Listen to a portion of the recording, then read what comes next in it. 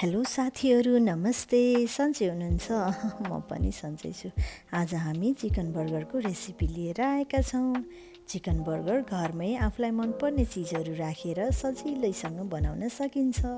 त्यसको लागि सबभन्दा पहिला मैले बोन र स्किनलेस चिकन लिएको छु र त्यसलाई राम्रोसँग सफा गरेर सानो सानो टुक्रामा काट्ने। अब यसलाई मिक्सरमा ब्लेन्ड गर्नुपर्छ। सबभन्दा पहिला मासुलाई मात्रै ब्लेन्ड गरेर चिकन किमा बनाउनु पर्छ।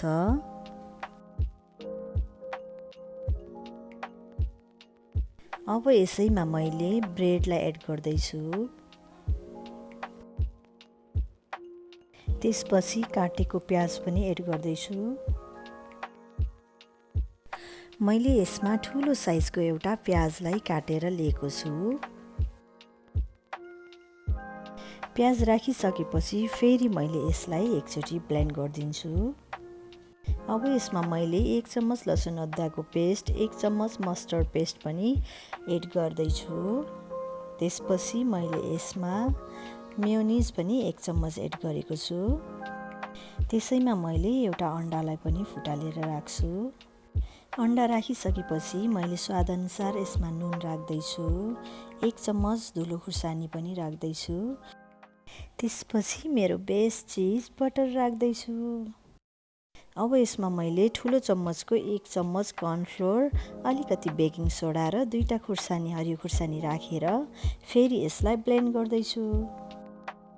ब्लेन्ड गरिसकेपछि हाम्रो किमा यस्तो बनेको छ। अब यसमा मैले अलिकति चिज पाउडर पनि एड गर्दैछु। यो चाहिँ अप्सनल हो साथीहरू, मलाई मनपर्ने भएर मात्रै मैले एड गरेको। अब यसलाई म एकछिन रेस्ट गर्न छोडिदिन्छु र हामी बर्गर सस बनाउँदैछौँ। त्यसको लागि मैले 2 चम्मच मेयोनिज लिएको छु। 2 चम्मच मेयोनिजमा 1 चम्मच जति टोमेटो ससलाई राख्ने। अब यसैमा मैले चिल्ली फ्लेक्स पनि राख्दैछु। चिल्ली फ्लेक्स, मेयोनिज र ससलाई राम्रोसँग मिक्स गर्ने। यसमा हजुरहरूले मस्टर्ड पेस्ट पनि राख्नुपर्ने हुन्छ, तर मैले चाहिँ युज गरेको छैन। मैले पहिल्यै प्याटिज बनाउँदाखेरि नै धेरै मस्टर्ड राखेको छु। अब यसलाई राम्रोसँग मिक्स गरिसकेपछि हाम्रो बर्गर सस तयार हुन्छ।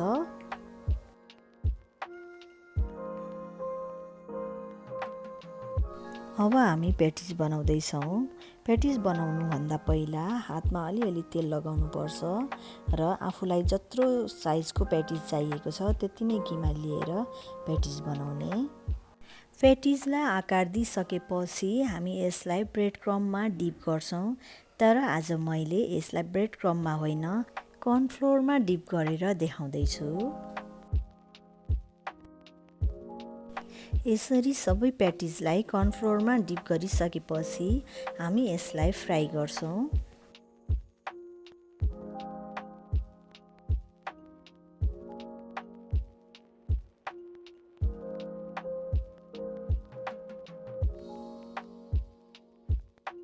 हाम्रो सबै प्याटिजहरू पाकेर रेडी भइसकेको छ। अब हामी बर्गर बनाउँछौँ। कर्नफ्लोरले पनि प्याटिज एकदमै राम्रो हुने रहेछ, बाहिर एकदमै हार्ड क्रिस्पी हुँदो रहेछ। हेर्नुहोस् त, हाम्रो प्याटिज एकदमै पर्फेक्ट बनेर रेडी भइसकेको छ।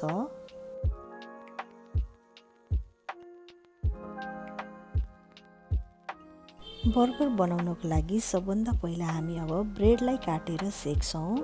त्यसको लागि एउटा प्यानमा मैले अलिकति बटर लिएँ र त्यसमा अलिकति लसुनलाई पनि फुराउँछु। यसले एकदमै मिठो टेस्ट ल्याउँछ।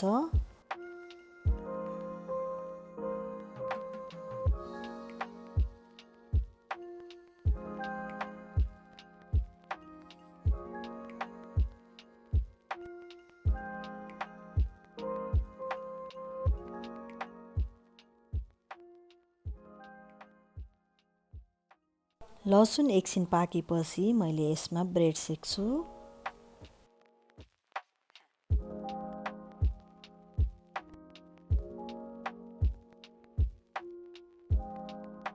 ब्रेड सेकिसकेपछि पहिला यसमा टोमेटो ससलाई राखिदिन्छु।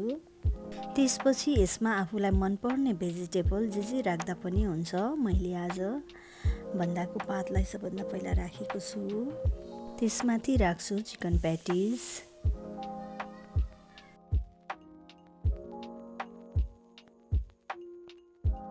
अनि त्यसपछि यसमा राख्ने स्लाइस चिज,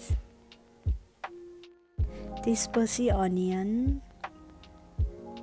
टोमेटो,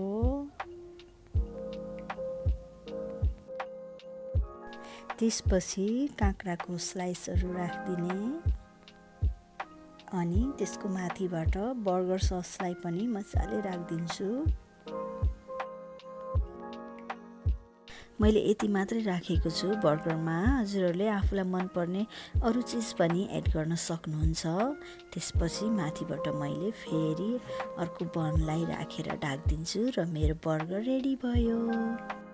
हजुरहरूलाई मेरो यो बर्गरको रेसिपी कस्तो लाग्यो कमेन्ट गर्न नभुल्नुहोला र मेरो च्यानललाई लाइक र सब्स्क्राइब गर्न पनि नभुल्नुहोला साथीहरू।